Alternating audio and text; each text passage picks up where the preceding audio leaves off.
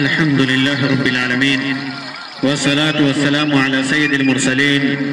وعلى آله وصحبه أجمعين أما بعد. محترم حضرات گرامی، انسان خواہ جس معاشرے میں ہو، دنیا کے جس گوشے میں ہو، جہاں اس کی زندگی خوشگوار گزرتی ہے، وہیں اس کی زندگی میں ناخوشگواری بھی آتی ہے. مصیبت، پریشانی، ابتلا، آزمائش، یہ کائنات کی حقیقت ہے. یہ رب کائنات کی طرف سے متعین بھی ہے. ہر انسان کو اس کی زندگی میں کبھی نہ کبھی ابتلا، آزمائش، مصیبت اور پریشانیوں سے گزرنا پڑتا ہے. اللہ تبارک و تعالی نے ارشاد فرمایا وَلَنَبْلُوَنَّكُمْ بِشَيْءٍ مِّنَ الْخَوْفِ وَالْجُوعِ وَنَقْصٍ مِّنَ الْأَمْوَالِ وَالْأَنفُسِ وَالثَّمَرَاتِ، کہ ہم تمہیں آزمائیں گے خوف دے کر، یعنی ڈر دے کر، بھوک دے کر، دولت میں کمی دے کر، نقصان دے کر، موت دے کر، درختوں سے پھل کو غائب کر کے، انہیں تباہ اور برباد کر کے ہم تمہیں آزمائیں گے. اور ایک جگہ فرماتا ہے وَنَبْلُوكُمْ بِالشَّرِّ وَالْخَيْرِ فِتْنَةً وَإِلَيْنَا تُرْجَعُونَ، کہ ہم تمہیں شر کے ذریعے، برائی کے ذریعے بھی اور بھلائی دے کر کے بھی، خیر دے کر کے بھی آزمائیں گے، تمہیں فتنے میں مبتلا کریں گے، اور پھر آخر میں تم ہماری طرف لوٹائے جاؤ گے. اسی طرح اللہ تبارک و تعالی نے فرمایا الف لام میم احسب الناس ان يتركوا ان يقولوا آمنا وهم لا يفتنون ولقد فتنا الذين من قبلهم فليعلمن الله الذين صدقوا وليعلمن الكاذبين. اللہ تبارک و تعالی فرماتا ہے کہ لوگ یہ سمجھتے ہیں کہ وہ صرف آمنا کہہ کر کے چھوڑ دیے جائیں گے، انہیں آزمایا نہیں جائے گا. ان سے پہلے بھی ہم نے لوگوں کو آزمایا ہے، اور آزمائش کی وجہ بھی اللہ تبارک و تعالیٰ نے بتائی کہ ہم یہ جاننا چاہتے ہیں کہ کون سچا ہے، کون جھوٹا ہے. اللہ کے رسول صلی اللہ علیہ وسلم کا ارشاد ہے، سنن ترمذی کی روایت ہے کہ اللہ تبارک و تعالیٰ جب کسی قوم سے محبت کرتا ہے تو انہیں آزماتا ہے، تو اللہ کی رضا سے جو راضی ہو جاتا ہے تو اللہ راضی ہو جاتا ہے اور اسے رضا ملتی ہے اللہ کی، اور جو ناراض ہو جاتا ہے وہ اسے ناراضگی ملتی ہے. معلوم کیا ہوا کہ ابتلا اور آزمائش انسان کے اوپر یہ کبھی نہ کبھی آنی ہے. مصیبت، پریشانی، فتنہ، یہ ساری چیزیں، ان ساری چیزوں سے انسان کو دوچار ہونا پڑتا ہے. ایسا نہیں ہے کہ کوئی انسان سوچ لے کہ پوری زندگی ہمارے اوپر مصیبت نہیں آئے گی، بھلائی ہی بھلائی ہمارے اوپر ہوگی، خیر ہی خیر ہوگی، تو وہ غلط ہے. خیر بھی فتنہ ہے، بھلائی بھی آزمائش ہے، صحت بھی آزمائش ہے، اولاد بھی آزمائش ہے، یہ ساری چیزیں آزمائش ہے. آزمائش چاہے مصیبت کی شکل میں آئے، چاہے خیر اور بھلائی اور نعمت کی شکل میں آئے، آزمائش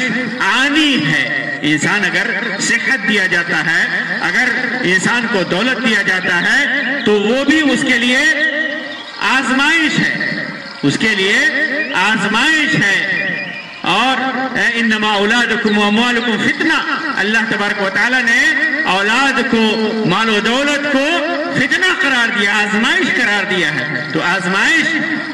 چاہے خیر جیسے بھی آئے، خیر کی صورت میں بھی آ سکتی ہے، اور آزمائش شر کی صورت میں بھی، مصیبت کی صورت میں بھی آ سکتی ہے۔ آزمائش یعنی ابتلا، لفظ عربی لفظ ہے ابتلا، اس کا مطلب ہوتا ہے اختبار، یعنی امتحان، آزمانا۔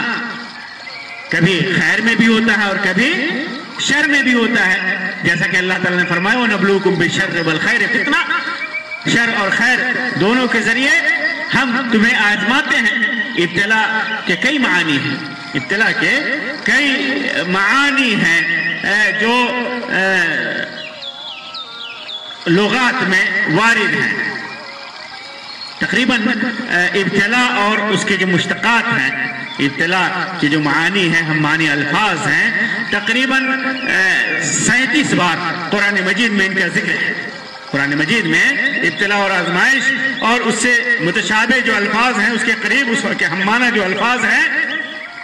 وہ تقریباً 37 بار قرآن مجید کے اندر مذکور ہے۔ تو ابتلا کا ایک معنی فتنہ بھی ہوتا ہے، امتحان اور اختبار کے معنی میں، اور اسی طرح اضلال کے معنی میں بھی آتا ہے، یعنی گمراہ کرنے کے معنی میں، جیسا کہ ایک جگہ اللہ تعالیٰ نے فرمایا وَإِنَّكُمْ وَمَا تَعْبُدُونَ مَا أَنْتُمْ عَلَيْهِ بِفَاتِنِينَ إِلَّا مَنْ هُوَ صَالِ الْجَحِيمِ، تم اور تمہارے معبودان باطلا کسی ایک کو بھی بہکا نہیں سکتے بجز اس کے جو جہنمی ہے۔ اسی طرح محنہ، لفظ محنہ بھی یہ ابتلا کے معنی میں ہے۔ محنہ کا مطلب تصفیہ ہوتا ہے، تہذیب، کسی کو تپانا، تپا کر کے تب کر کے انسان کسی چیز سے باہر آئے، مصیبت اور پریشانی اور تکلیف سے نکل کر کے باہر آئے، اس کو آزمائشوں سے نکل کر کے باہر آئے، جیسا کہ اللہ تعالیٰ نے فرمایا اولئک الذین امتحن اللہ قلوبہم، یہ وہ لوگ ہیں جن کے دل کو اللہ تبارک و تعالیٰ نے صاف کیا ہے، اس کو مہذب کیا ہے اور اس کو پاک کیا ہے۔ اسی طرح اختبار کے معنی میں اذا جاءکم المؤمنات مہاجرات فامتحنوہن، اللہ تبارک و تعالیٰ نے مومنہ عورتوں کے سلسلے میں حکم دیا کہ جب وہ مہاجر بن کر کے آئے، ہجرت کر کے آئے، تو پھر ان کا تم اختبار لو، ان کا امتحان لو، ان کو آزماؤ کہ صحیح معنوں میں مسلم ہیں یا نہیں۔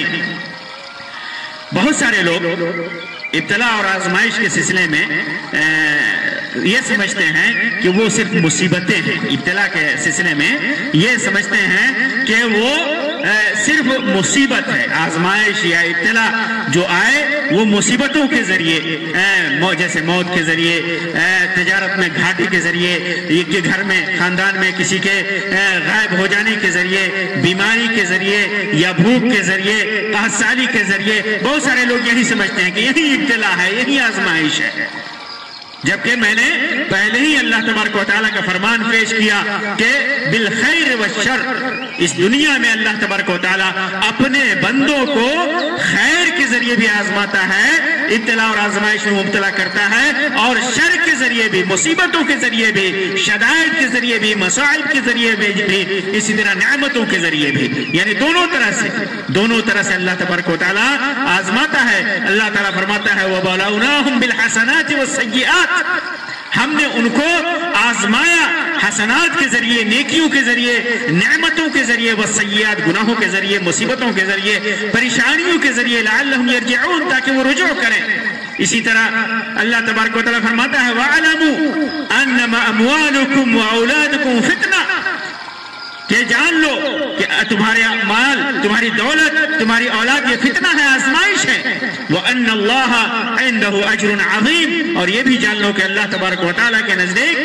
ہی بہت بڑا اجر ہے۔ تو یہ نعمت، اموال، مال و دولت، یہ مصیبت تو نہیں ہے، یہ پریشانی تو نہیں ہے، اولاد یہ نعمت ہے اللہ کی، دولت بھی نعمت ہے، اولاد بھی نعمت ہے، بہت بڑی نعمتوں میں سے، بلکہ دنیا کی بڑی نعمتوں میں سے اولاد اور دولت ہے۔ اس کے باوجود اللہ تبارک و تعالیٰ نے ان کو کیا کہا وَاعْلَمُوا أَنَّمَا أَمْوَالُكُمْ وَأَوْلَادُكُمْ فِتْنَةٌ، جان لو کہ تمہاری دولت اور تمہاری اولاد یہ سب کے سب فتنہ ہے، یہ آزمائش ہے۔ اسی طرح ایک جگہ اللہ تبارک و تعالیٰ نے فرمایا كُلُّ نَفْسٍ ذَائِقَةُ الْمَوْتِ، ہر نفس کو موت کا مزہ چکھنا ہے، وَنَبْلُوكُمْ بِالشَّرِّ وَالْخَيْرِ فِتْنَةً، اور ہم تمہیں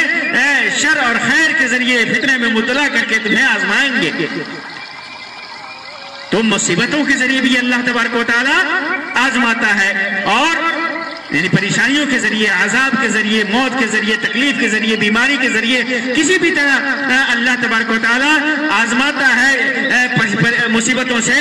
برائیوں کے ذریعے، اسی طرح نعمتوں کے ذریعے بھی اللہ تبارک و تعالیٰ آزماتا ہے۔ تو آزمائش انسان کے اوپر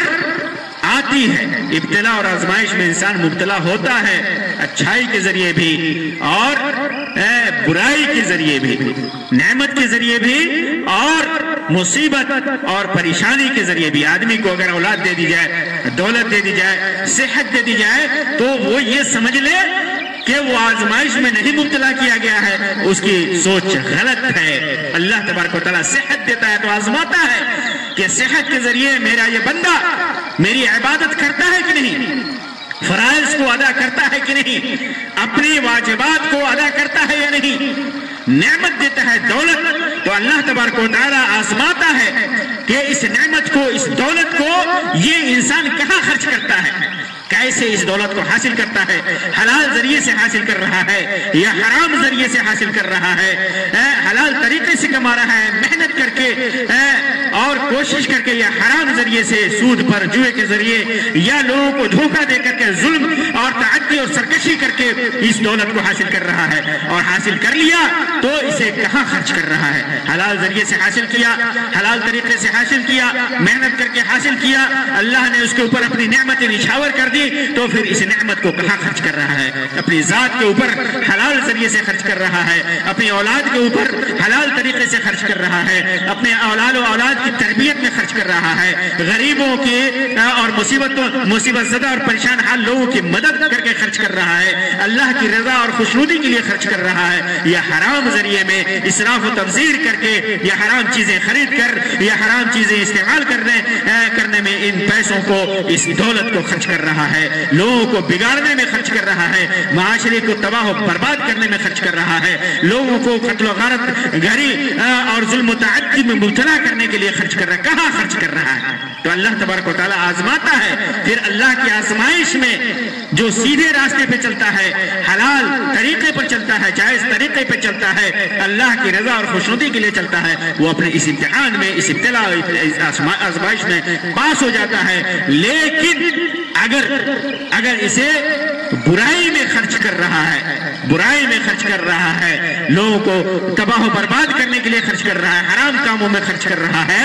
تو سمجھ لیجئے کہ یہ اپنے امتحان میں، اختبار میں فیل ہے، اپنے عمل میں فیل ہے۔ اللہ تبارک و تعالیٰ نے اس کو جو آزمائش دی ہے، اس میں وہ نامراد ہے، ناکام ہے۔ اولاد کی نعمت دی اللہ تبارک و تعالیٰ نے، اولاد کی نعمت دی، اس نعمت کو اللہ تبارک و تعالیٰ دے کر کے آزماتا ہے کہ اپنے اس اولاد کو یہ انسان کیسا بناتا ہے، کیسے اخلاق انہیں دیتا ہے، کیسی تربیت دیتا ہے، کیسی تعلیم دیتا ہے، انہیں پڑھا لکھا کر کے اللہ کا نیک بندہ بناتا ہے، اچھے اخلاق و اطوار دے کر کے اچھا اور سچا دیندار بناتا ہے، یا انہیں چور بناتا ہے، ڈاکو بناتا ہے، بددین بناتا ہے، یا انہیں ویسے ہی چھوڑ دیتا ہے کہ وہ دنیا میں جائیں چاہے جیسے بنے۔ اگر انسان اپنے اولاد کی صحیح تربیت کرتا ہے، انہیں دیندار بناتا ہے، تو اپنی آزمائش میں وہ کامیاب ہے، اور اگر انہیں برا بناتا ہے یا برا بننے کے لیے چھوڑ دیتا ہے، تو پھر سمجھ لیجئے کہ وہ ناکام ہے، نامراد ہے، اللہ نے اس کو آزمایا ہے، اور یہ اپنی آزمائش میں فیل ہے، اپنی آزمائش میں فیل ہے۔ تو اللہ تبارک و تعالیٰ جو آزماتا ہے، آزمائش میں مبتلا کرتا ہے، وہ دونوں طرح کی آزمائش ہے۔ یہاں پر میں آپ کے سامنے ابتلا اور آزمائش کے کچھ فائدے اگر بیان کروں۔ اگر انسان ابتلا اور آزمائش میں نامراد ہو جاتا ہے، ناکامیاب ہو جاتا ہے، کامیاب نہیں ہوتا، فیل ہو جاتا ہے ابتلا اور آزمائش میں، تو اس کے لیے تو خسارہ ہی خسارہ ہے، نقصان ہی نقصان ہے، گھاٹا ہی گھاٹا ہے۔ کوئی آدمی کہتا ہے کہ میں ایمان لایا، سچا مومن ہوں، لیکن وہ جھوٹا ہے۔ اللہ تبارک و تعالیٰ نے اس سچے مومن کے لیے کچھ واجبات، کچھ فرائض رکھے ہیں، اس سچے مومن کے لیے کچھ طریقے رکھے ہیں، راستے رکھے ہیں، دین رکھا ہے، قرآن و سنت رکھا ہے، عبادتیں رکھی ہیں، انسان اس پر چل کر کے کامیاب ہوتا ہے تو اس کے بہت سارے فائدے ہیں. لیکن وہ زبان سے کہتا ہے کہ میں مومن ہوں، لیکن ان پر عمل کر کے وہ ناکامیاب ہوتا ہے، نامراد ہوتا ہے، تو وہ گھاٹا ہی گھاٹا میں ہے، خسارہ ہی خسارہ میں ہے، نقصان ہی نقصان اٹھانے والا ہے. قیامت کے دن اللہ تبارک و تعالیٰ اسی وجہ سے کہہ رہا ہے کہ وَإِلَيْنَا تُرْجَعُونَ، میری طرف لوٹائے جاؤ گے، میری طرف لوٹائے جاؤ گے، اور پھر اللہ تبارک و تعالیٰ پورا کا پورا حساب لے گا، پورا کا پورا حساب لے گا اس کا. تو یہ ایسے لوگوں کے سلسلے میں جو گھاٹا ہی گھاٹا ہے، جو ابتلا اور آزمائش میں ناکام ہو جاتے ہیں، نامراد ہو جاتے ہیں. لیکن جو لوگ ابتلا اور آزمائش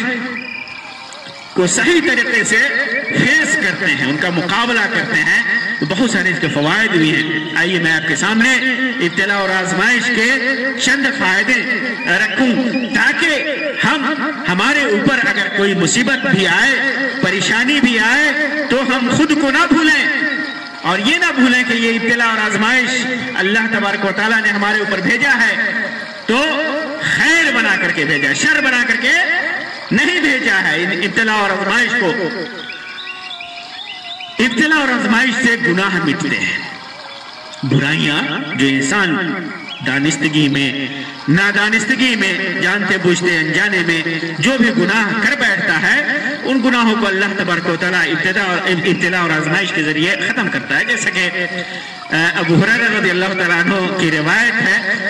امام ترمذی نے اس کو روایت کیا ہے اور علماء نے اس کو صحیح قرار دیا ہے، علامہ البانی وغیرہ نے سلسلہ صحیحہ کے اندر ذکر کیا ہے. فرماتے ہیں کہ ما یزال، اللہ کے رسول صلی اللہ علیہ وسلم نے ارشاد فرمایا، ما یزال البلاء بالمؤمن والمؤمن في نفسه وولده وماله حتى يلقى الله وما عليه خطيئة. مومن مرد اور مومن عورت کے اوپر مصیبت آتی رہتی ہے، ابتلا اور آزمائش، بلائیں آتی رہتی ہیں، ابتلا اور آزمائش آتی رہتی ہے. کہاں؟ اس کے نفس میں بیماری ہو جائے یا کوئی چیز ہو جائے، وَوَلَدِهِ، اس کی اولاد میں اولاد مر جائے، اولاد پیدا نہ ہو، وَمَالِهِ، اس کی دولت میں گھاٹا ہو جائے، خسارہ ہو جائے، نقصان ہو جائے، چوری ہو جائے، ڈکیتی ہو جائے. اس کے نفس میں، اس کی دولت میں، اس کی آل و اولاد میں مصیبتیں آتی رہتی ہیں. مومن بندہ اور مومنہ عورت، کافر نہیں، منافق نہیں، مومن بندہ اور مومن بندے کو، مومنہ عورت کو اگر مصیبت آتی رہتی ہے، چاہے جس طریقے سے بھی آئے، حتی یلقى اللہ، اس مصیبت کو وہ فیس کرتا ہے، اس مصیبت کا مقابلہ کرتا ہے، جمے رہتا ہے یہاں تک کہ اللہ تبارک و تعالیٰ سے اس کی ملاقات ہوتی ہے. وما علیہ خطیئہ، اور جب ملاقات ہوتی ہے تو اس حالت میں ہوتی ہے کہ اس کے اوپر کوئی گناہ نہیں بچتا. جتنا بھی گناہ کیا ہے اللہ تبارک و تعالیٰ، جتنے بھی صغائر گناہ کیے ہیں اللہ تبارک و تعالیٰ اسے معاف کر چکا ہوتا ہے. اسی طرح امام ترمذی نے ایک دوسری روایت انس رضی اللہ تعالیٰ عنہ کی ذکر کی ہے، جسے علامہ البانی نے سلسلہ صحیحہ کے اندر صحیح قرار دیا ہے. فرماتے ہیں انس رضی اللہ تعالیٰ عنہ کہ اللہ کے رسول صلی اللہ علیہ وسلم نے ارشاد فرمایا، اذا اراد اللہ بعبده الخیر، جب اللہ تبارک و تعالی اپنے بندے کے ساتھ خیر کا ارادہ کرتا ہے، عجل له العقوبۃ فی الدنیا، تو جو گناہ اس نے کیا ہے، جو معاصی اس نے جن معاصی کا ارتکاب کیا ہے، تو اس کی سزا اللہ تبارک و تعالی دنیا ہی میں دے دیتا ہے، دنیا ہی میں دے دیتا ہے. یعنی یہ مصیبت، یہ پریشانی کسی مومن بندے کو آ جائے تو اس کا مطلب یہ ہوا کہ اس نے جو گناہ کیا ہے وہ گناہ اس کے چھڑ رہے ہیں، وہ گناہ ختم ہو رہے ہیں دنیا ہی میں. وَإِذَا أَرَادَ اللَّهُ بِعَبْدِهِ الشَّرَّ، لیکن جب اللہ تبارک و تعالی بندے کے ساتھ برا ارادہ کرتا ہے، أَمْسَكَ عَنْهُ بِذَنبِهِ، تو اس کے گناہ کو باقی رکھتا ہے،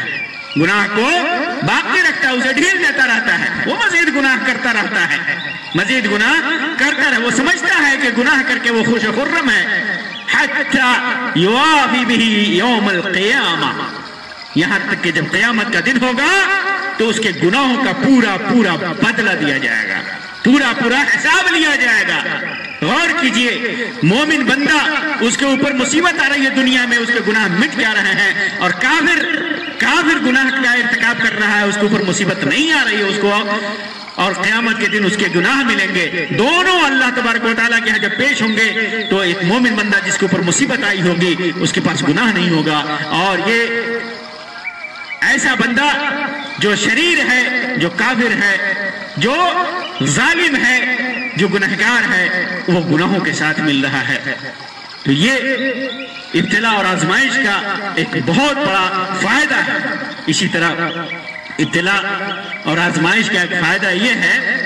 کہ اللہ تبارک و تعالیٰ کی عبودیت متحقق ہوتی ہے، یعنی بندے کے اوپر جب بندہ مومن ہوتا ہے اور بندے کے اوپر مصیبت آتی ہے تو وہ سمجھ جاتا ہے کہ اللہ تبارک و تعالی ہم سے کیا مطالبہ کر رہا ہے، خوب اللہ کی عبادتوں میں لگ جاتا ہے، اللہ تبارک و تعالی سے گریہ وزاری کرتا ہے، دعائیں کرتا ہے، اس کی عبادت کرتا ہے، فرائض نفل نوافل سنن نوافل فرائض سنن نوافل اور صدقات و خیرات اور نیک اعمال کا اہتمام کرتا ہے۔ اللہ تعالیٰ فرماتا ہے وَمِنَ النَّاسِ مَن يَعْبُدُ اللَّهَ عَلَى حَرْفٍ فَإِنْ أَصَابَهُ خَيْرٌ اطْمَأَنَّ بِهِ وَإِنْ أَصَابَتْهُ فِتْنَةٌ انقلب على وجهه خسر الدنيا والآخرة ذلك هو الخسران المبين۔ مومن بندہ تو اللہ کی عبودیت میں متحقق ہو جاتا ہے، خوب لگ جاتا ہے، لیکن کافر بندہ جو اللہ تبارک و تعالیٰ کو کنارے پہ رہ کر کے اللہ کی عبادت کرتا ہے، اللہ کی عبادت میں سے کسلان میں وہ مبتلا ہے، دل سے نہیں کر رہا ہے، اگر اسے خیر پہنچتی ہے تو ایسا انسان مطمئن ہو جاتا ہے۔ وَإِنْ أَصَابَتْهُ فِتْنَةٌ، اور فتنہ میں مبتلا ہو ایسا انسان تو وہ منہ پھیر لیتا ہے، خسر الدنیا والآخرہ، دنیا اور آخرت بھی برباد کر لیتا ہے، اور سب سے بڑی بربادی ہے یہ۔ تو یہ ابتلاء اور آزمائش مومن بندے کے لیے عبودیت کی تحقیق ہے، اللہ کی عبودیت کی تحقیق ہے۔ اسی طرح مومن بندہ جب مصیبت میں مبتلا ہوتا ہے تو اس کا درجہ اللہ تبارک و تعالیٰ کے ہاں قیامت کے دن بلند ہوتا ہے۔ صحیح مسلم کی روایت ہے، عائشہ رضی اللہ تعالیٰ عنہ فرماتی ہیں کہ اللہ کے رسول صلی اللہ علیہ وسلم نے فرمایا ما يصيب المؤمن من شوكة فما فوقها إلا رفع الله بها درجة أو حط عنه بها خطيئة۔ مومن بندے کو ایک کانٹا بھی چبھتا ہے یا اس سے بھی زیادہ پریشانی ہوتی ہے تو اللہ تبارک و تعالیٰ اس کا درجہ بلند کرتا ہے، یا اس کا کوئی گناہ معاف کر دیتا ہے، اس کی خطا معاف کر دیتا ہے، اس کے گناہ کو معاف کر دیتا ہے۔ اسی طرح ایک فائدہ ابتلاء اور آزمائش کا یہ ہے کہ انسان یہ سمجھتا ہے کہ اللہ کے حقوق کی ادائیگی میں اس نے تفرید سے کام لیا ہے،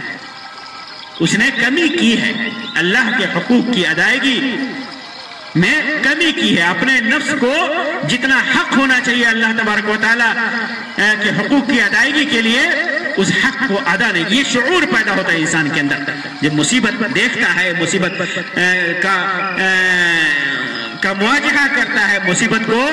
جھیلتا ہے، مصیبت آتی ہے تو اس کے اندر شعور پیدا ہوتا ہے کہ ہمیں اللہ تبارک و تعالیٰ کی عبادت، اللہ کے حقوق کی ادائیگی میں ہم سے کوئی تفرید ہوئی ہے، ہم سے کوئی کمی ہوئی ہے، کوتاہی ہوئی ہے، تو یہ شعور پیدا ہوتا ہے۔ یہ بڑے فائدوں میں سے ابتلاء اور آزمائش کے ہے۔ اسی طرح ایک فائدہ یہ ہے کہ جب انسان کے اوپر مصیبت آتی ہے تو آدمی کے لیے توبہ اور انکساری کا دروازہ کھل جاتا ہے، باب التوبہ کھل جاتا ہے، توبہ کا دروازہ کھل جاتا ہے، انکساری کا دروازہ کھل جاتا ہے، اللہ تبارک و تعالیٰ کے حضور توبہ کرتا ہے، انکساری سے کام لیتا ہے، ذلت کا اظہار کرتا ہے۔ یعنی انسان جب ابتلا جو ہے مصیبت انسان کو اپنے گناہوں کو یاد کرنے کا موقع فراہم کرتا ہے۔ ہمارا گناہ یاد آتا ہے، ابتلا ہمارے گناہ کو، آزمائش ہمارے گناہوں کو یاد دلاتا ہے اور ہم اس سے توبہ کرتا کہ ہم اس سے توبہ کریں، تو توبہ کا دروازہ ابتلا اور آزمائش کھول دیتا ہے۔ اسی طرح توبہ ابتلا اور آزمائش سے بندے اور رب کا جو تعلق ہے وہ مضبوط ہوتا ہے۔ ابتلا اور آزمائش میں مبتلا ہو کر کے بندہ اپنے تعلق کو اپنے رب سے اور زیادہ کرتا ہے، خوب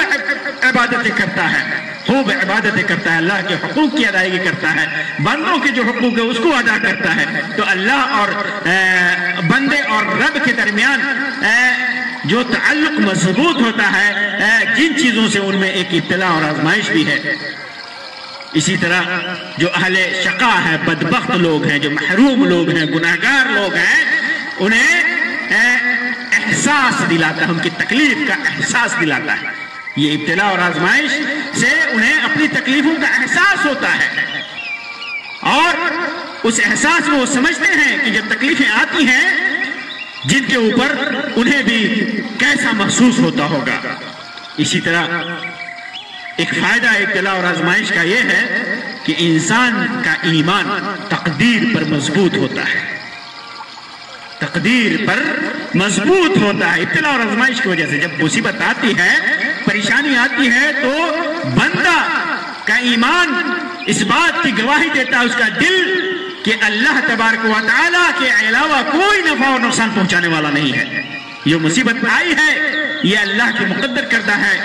اللہ تبارک و تعالیٰ نے تقدیر میں اسے لکھ رکھا ہے، یہ نعمت جو ملی ہے یہ مقدر ہے۔ تو تقدیر پر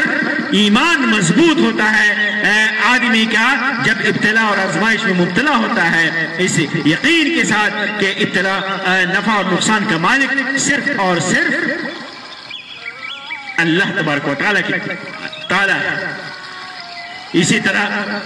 بلا، مصیبت، پریشانی، ابتلا، آزمائش توحید کے دروس میں سے ایک درس ہے۔ ایمان، توکل، یہ درس ہے۔ انسان جب مصیبت میں مبتلا ہوتا ہے تو وہ اگر صاحب ایمان ہے تو صرف ایک اللہ کی طرف رجوع کرتا ہے، صرف ایک اللہ کی طرف، دوسرے غیر کی طرف نہیں جاتا، اور اس کی توحید مضبوط ہوتی ہے کہ اس مصیبت کو بھیجنے والا بھی اللہ تبارک و تعالیٰ تنہا ہے اور اسے اس کے علاوہ کوئی دور کر ہی نہیں سکتا۔ تو اس کی توحید اور اس کے ایمان اور توکل کے لیے مصیبت اور پریشانی، ابتلا اور آزمائش یہ درس ہے۔ اگر ابتلا و آزمائش نہ ہو تو لوگ ظلم اور سرکشی میں حد سے گزر جائے۔ یہ بھی ایک فائدہ ہے کہ ابتلا اور آزمائش میں جب کسی بندے کے ساتھ اللہ خیر کا ارادہ کرتا ہے تو اسے ابتلا و آزمائش میں مبتلا کرتا ہے، اور تاکہ وہ ہر طرح کی سرکشی اور ظلم و زیادتی سے خود بچے اور معاشرہ بھی اس کے شر سے محفوظ رہے۔ تو گویا یہ آزمائشیں معاشرہ اور افراد کے لیے بہترین علاج اور شفا ہے جس سے ظلم اور زیادتی جیسی بیماریاں دور ہوتی ہیں۔ اسی طرح ابتلا اور آزمائش کا ایک فائدہ یہ ہے کہ آدمی جب خوش خرم ہوتا ہے، نعمتوں میں ہوتا ہے، اس کے اوپر کوئی پریشانی نہیں ہے، تو بہت سارے لوگ دوستی، رشتہ داری اور قرابت داری کا دعویٰ کرتے ہیں اور خوب آتے ہیں، خوب موج اڑاتے ہیں، مستیاں کرتے ہیں، خوب رشتہ داریاں نبھاتے ہیں۔ لیکن جو ہی آدمی ابتلا اور آزمائش میں مبتلا ہوتا ہے، ایسے دوست اور ایسے رشتہ دار جنہوں نے یہ دوستی، یہ رشتہ داری صرف اپنے فائدے کے لیے کیا ہے، وہ ساتھ چھوڑ دیتے ہیں۔ تو یہ ابتلا اور آزمائش، یہ پریشانیاں، شدائد، مصیبتیں، یہ انسان کے لیے تو اس بات کا شعور دیتی ہے کہ وہ حقیقی دوست اور مصلحت والے دوست دونوں کے درمیان فرق کریں۔ اسی وجہ سے امام شافعی کا مشہور شعر ہے، کہتے ہیں کہ جزا اللہ الشدائد کل خیر وإن كانت تغسسني بريقي وما شكري لها حمدا ولكن عرفت بها عدوي من صديقي۔ کہ اللہ تبارک و تعالی مصیبتوں کو، شدائد کو، تکلیفوں کو اللہ تبارک و تعالی جزائے خیر عطا فرمائے، جزائے خیر عطا فرمائے۔ اگرچہ ہماری زندگی اس سے پریشانی میں مبتلا ہو گئی ہو، یعنی میرے حلق میں تھوک اٹک گیا اس کے ذریعے بھی، اور میں ان شدائد کو، ان پریشانیوں کو کا شکریہ صرف ان کی تعریف کرنے کے لیے نہیں کر رہا ہوں، ولیکن عرفت بها عدوی من صدیقی، بلکہ ان مصیبتوں کے ذریعے میں نے پہچان لیا ہے کہ کون میرا دوست ہے اور کون میرا دشمن ہے، کون حقیقی دوست ہے، کون جھوٹا دوست ہے۔ تو یہ ابتلا اور آزمائش کے ذریعے انسان سچے رشتہ دار اور سچے دوستوں کو بھی پہچانتا ہے۔ اسی طرح دنیا کی حقیقت ابتلا اور آزمائش سے سامنے ہو کر کے، ظاہر ہو کر کے سامنے آتی ہے کہ دنیا کی حقیقت کیا ہے، دنیا کی حقیقت کیا ہے، دنیا کی رنگینیوں کی حقیقت کیا ہے، دنیا کی آسائشوں کی حقیقت کیا ہے۔ یہ سب دھوکے کی چیز ہیں، کب ہیں کب ختم ہو جائیں کوئی نہیں بتا سکتا، کبھی بھی ختم ہو سکتی ہے دنیا، اور دنیا کی حقیقتیں، دنیا کی زینتیں، دنیا کے عیش و آرام، یہ کبھی بھی ختم ہو سکتے ہیں، کبھی بھی ختم ہو سکتے ہیں۔ تو یہ دنیا کی حقیقت کو یہ ابتلا اور آزمائش واضح کرتے ہیں۔ اسی طرح ابتلا اور آزمائش ہمیں اس بات کی یاد دلاتے ہیں کہ اللہ تبارک و تعالیٰ نے جو صحت اور عافیت دے رکھی ہے، یہ کتنی بڑی نعمت ہے۔ اللہ کی ان نعمتوں کی قدر انسان کے دل میں پیدا ہوتی ہے، یہ قدر انسان کے دل میں پیدا ہوتی ہے۔ تو یہ ابتلا اور آزمائش کے اور بھی بہت سارے فائدے ہیں، یہ چند فوائد ہیں جو میں نے ذکر کیے۔ تو ابتلا اور آزمائش چاہے وہ خیر کے ذریعے ہو یا شر کے ذریعے ہو، اس کے فائدے بھی ہیں۔ جہاں نقصان ہے وہاں اس کے فائدے بھی ہیں، دنیا میں کے اندر بھی اور آخرت کے اندر بھی۔ جب انسان کے اوپر، یہاں چلتے چلتے میں آپ کو بتا دوں کہ جب انسان کے اوپر ابتلا اور آزمائش آئے تو اسے کیا کرنا چاہیے، کیا کرنا چاہیے؟ ایسے موقع سے انسان کو اللہ پر اپنا توکل مضبوط کرنا چاہیے، اپنا توکل مضبوط کرنا چاہیے، قضاء اور قدر پر اپنے ایمان کو مضبوط کرنا چاہیے، اللہ کی حاکمیت کا اقرار کرنا چاہیے، اللہ کی عبودیت میں بڑھ چڑھ کر کے، عبادت میں بڑھ چڑھ کر کے حصہ لینا چاہیے، اپنی عبودیت کو، اپنے صلہ کو، اپنے تعلق کو اللہ تبارک و تعالیٰ سے مضبوط کرنا چاہیے۔ اسی طرح خوب دعا کرنی چاہیے۔ دعا کرنے سے مصیبتیں ٹلتی ہیں، دعا کرنے سے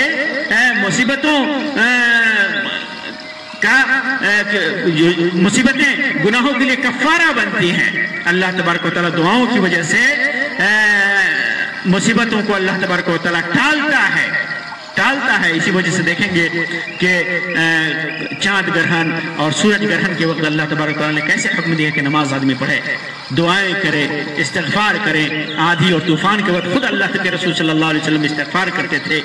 صدقہ دینے کا بھی حکم ہے کہ مصیبتوں کو ٹالنے کے لیے، بیماریوں کو ختم کرنے کے لیے آدمی صدقہ کرے، نماز کا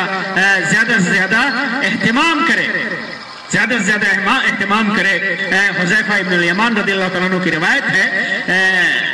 صحیح سنن ابو داؤد کے اندر، اور اسی طرح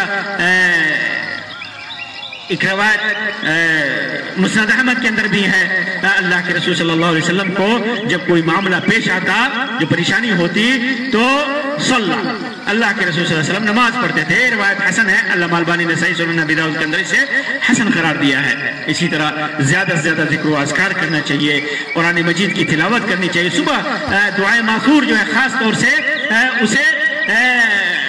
پڑھنی چاہیے۔ قرآن مجید کی تلاوت کے ساتھ، قرآن مجید تو معلوم ہے کہ اللہ تبارک و تعالیٰ نے قرآن مجید کو شفا بنایا ہے، وَنُنَزِّلُ مِنَ الْقُرْآنِ مَا هُوَ شِفَاءٌ، اور رحمت بنایا، وَرَحْمَةٌ لِّلْمُؤْمِنِينَ، مومنین کے لیے ہم نے رحمت بنائی ہے۔ تو قرآن مجید کی تلاوت کریں زیادہ سے زیادہ، اور دعائیں ماثورہ جو ہے ان کا اہتمام کریں۔ اللہ تبارک و تعالیٰ فرماتا ہے وَبَشِّرِ الصَّابِرِينَ الَّذِينَ إِذَا أَصَابَتْهُم مُّصِيبَةٌ قَالُوا إِنَّا لِلَّهِ وَإِنَّا إِلَيْهِ رَاجِعُونَ۔